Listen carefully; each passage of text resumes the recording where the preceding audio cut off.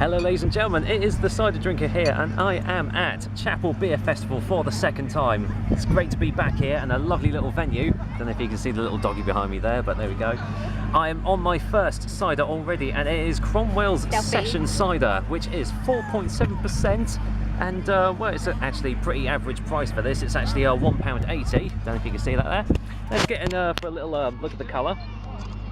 As you can see, it's quite clear actually. It almost looks more like a Perry actually. As you see, pretty filtered and yeah, quite clear. So let's go in for a smell. Just let go with it. It's got a nice sharpness about it. It's got almost like sort of citrusy notes too. It's apparently it was medium dry, so yeah. Doesn't actually smell medium dry, it smells more like definitely a dry cider, so I guess it's going to be in the taste, isn't it? So cheers, here's to Chappel Beer Festival. I know that now. Straight on the way home, otherwise you don't get chased by a bull. Well, with it being the weakest cider to start off with, it is actually quite mild in the taste. It's got quite a nice sharp edge to it as well. Again, the lemony sort of citric taste actually comes through, like from the smell, it comes through on the taste.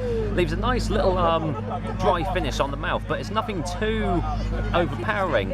It's actually a little bit juicy, despite it being quite citric. It is also quite juicy too. So if you're just starting out with like a beer or a cider festival, it is definitely one to actually like start off the festivals with. So yeah, if you see Cromwell Session Cider, I say, you know, start off with this one and then probably go on to the more heavier hitting stuff. So actually for a rating, Cromwell Session Cider is going to get a pretty solid 5 out of 10. So yeah, kind of a good start to the festival, but I'm sure there's going to be plenty better ones out there anyway, so stay tuned. Alright ladies and gentlemen, we have got our next cider here, which is Newton Court Cider. This comes in at 5.3%, so it's a little bit stronger than the last one, and it comes in at, I think it's £1.80 for this glass, for this half pint, which was exactly the same as the last one. And I've just realised I've got a bug in this now, so if you bear me for a second, I'm just going to actually fish this bug out, because it's still alive, bless it. Don't want it to actually... There we go. Yeah, there. Honestly, bloody bugs ruining my cider reviews, honestly. Anyway, let's go in for the colour, shall we? And as you can see, it's definitely a lot darker colour from the last one. It's got a nice filtered edge to it, as you can see. You can still see through it, but yeah, it's definitely a lot darker in colour. But yeah, it looks very, very nice. So let's just get a whiff on the nose. It's got a very bitter sort of smell to it. It's yeah, it said it was a dry cider, and it's also got a nice soft tannins to it apparently. But yeah, you can definitely smell that on the nose. It actually smells a lot sharper and a lot more acidic than the Cromwell Session I just had. So let's go in for the taste. So cheers guys. Here's hoping there's no bug tastes in this.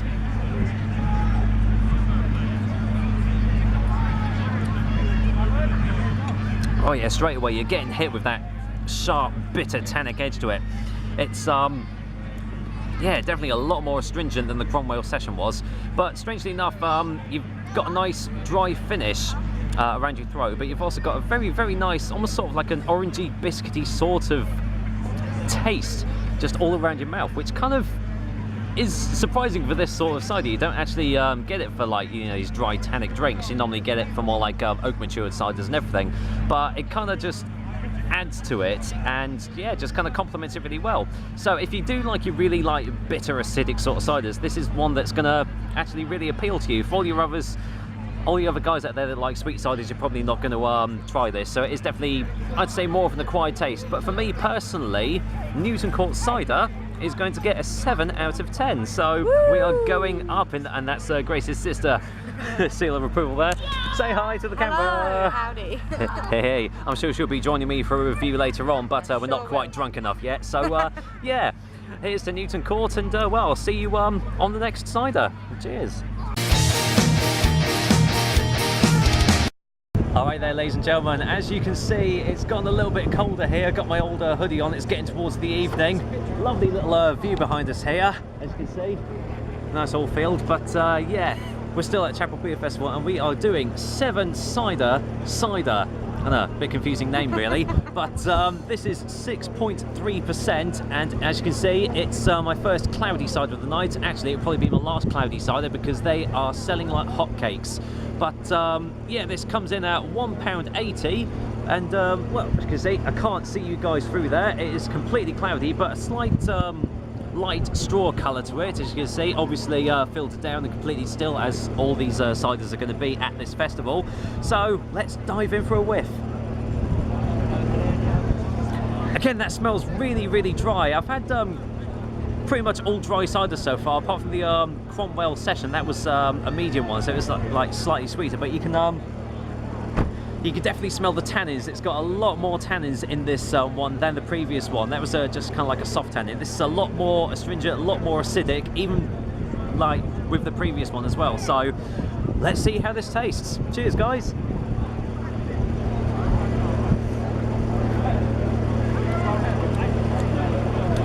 Well, certainly wasn't expecting that. I was expecting a really full body texture to this cider, but actually it's quite light. Strangely enough, even with the like the astringent acidic smell to it, it's actually quite light tasting. Got quite a light texture to it as well. Very slight citrusy note to it. Might have to get a second opinion on this one.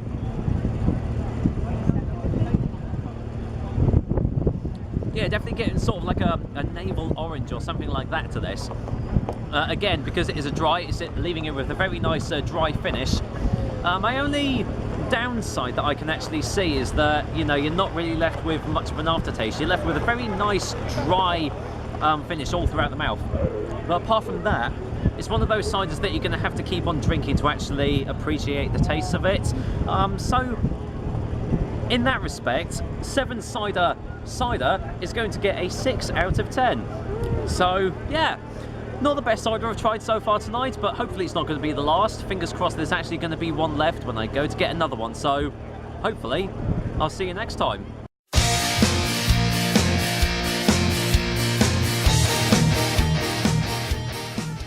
Back, guys, because my girlfriend has very kindly donated her Perry to me. Not fully, I'm actually only going to do a quick review on it, but which one was this, hun? Can't remember. I don't know. Some Perry. Perry. Newton. Oh, it was Newton. Newton Court Perry, that was it. Yeah, unfortunately all the other Perrys ran out. I was going to do a pot and press Perry, but unfortunately they actually ran out. So I'm doing Newton Court, back with those ones again. And yeah, we're doing their Perry. Haven't got a clue what the ABV or anything was. I think this one was like 5.3% or something like that. It was quite a low ABV, and it was £1.80, I do believe, for this one. So colour-wise, it's a typical Perry colour really, slight light straw colour, but quite clear and filtered, as you can obviously see, not cloudy at all. So yeah, pretty standard. So let's go in for a quick whiff.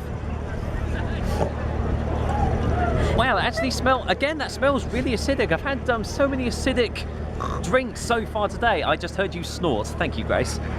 But yeah, it's got again a very nice citrusy, lemony sort of edge to it. So all the ciders I've tried so far tonight seem to have been quite you know, quite the same. So I'm hoping the taste is going to be different. So cheers, Grace, and thanks for letting me try your Perry for you. Do I get a feature on this?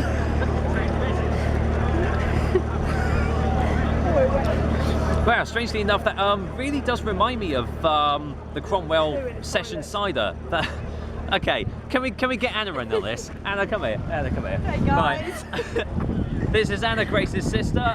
She obviously wants to be featured in this, but yeah, what are you having? What was it again? That's the Dorset Nectar you're having, isn't it? It's Dorset Nectar. Medium sweet. Medium sweet.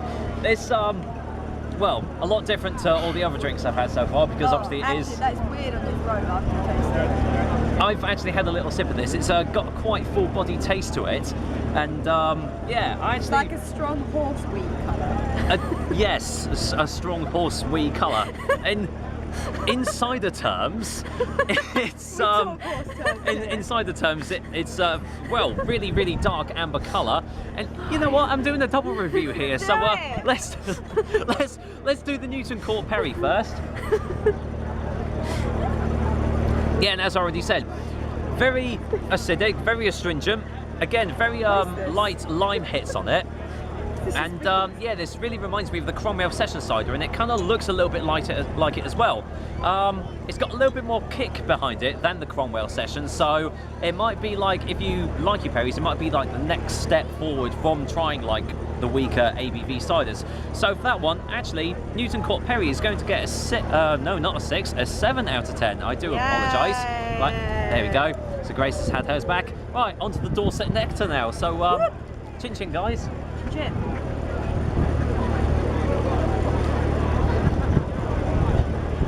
But I can definitely say this is so much different to all the other drinks I've had so far. What's the verdict, Ricky? I will get to that in a second, Anna. Thank you very much. But yeah, really full-bodied. Far forward there. Really full-bodied, really fruity. Kind of getting sort of almost like a caramel sort of note to it as well. Let's get a. I got that. Yeah, it's almost kind of like a toffee apple, sort of. Yeah, because it is medium sweet. Obviously, it is. Yeah, not as astringent, not as dry as the other drinks, but yeah, nice little caramel note to the end of it, and again a slight hint of orange too. But so far, out of all the ciders I've had so far, this is actually probably my favourite one. So Dorset Nectar is going to get an 8 out of 10. Really? Yes, definitely. Awesome. Yes, 8 out of 10. Anna. I win. 8 out of 10. That's right. So there we go. We'll swap drinks over. I win. And I'll go back to my 7 cider. So. Cheers guys, and see you on the next cider review. Hopefully there'll be another one. I am a cider drinker. As soon as all it crumbles away. Who are you, Okay, ladies and gentlemen, this is our final cider of the night, mainly because they've only got 3 ciders left and the other 2 I've tried already. So we are left with this one, and it was the Bristol Cider Works cider, which comes in at 6% and was £1.80 like all the other ciders. Let's go in for a closer look at the colour. And as you can see, it's, well, pretty much a typical cider colour really, like a dark amber sort of colour. Not quite as dark as the Dorset Nectar that I had a little bit earlier, which was Anna's drink, which was very, very nice. So, yeah, again, nicely filtered, not quite as cloudy as the other ones, so, yeah, looks alright. Let's go in for a little smell. Again, like most of the other ciders that I've had tonight, it's quite acidic, quite astringent on the nose. Very, very sharp. You can smell the tannins that have gone into the cider as well. So, it smells kind of the same as the other ones, but does it taste the same? Let's find out now, and cheers, guys.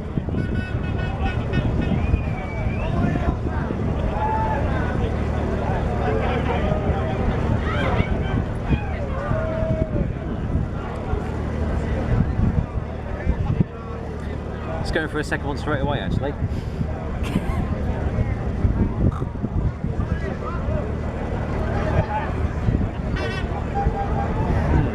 Can't say I'm actually a fan of this one, actually.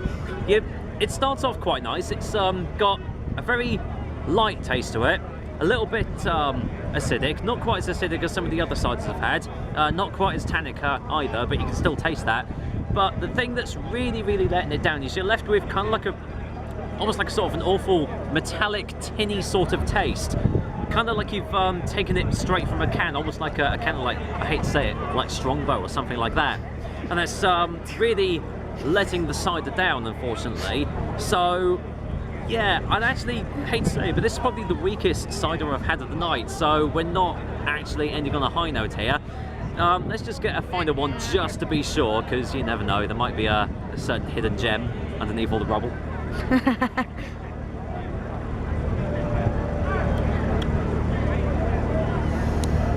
No, sadly not. It's not doing it for me, unfortunately. So, afraid to say, Bristol Cider Works cider is going to get a 4 out of 10.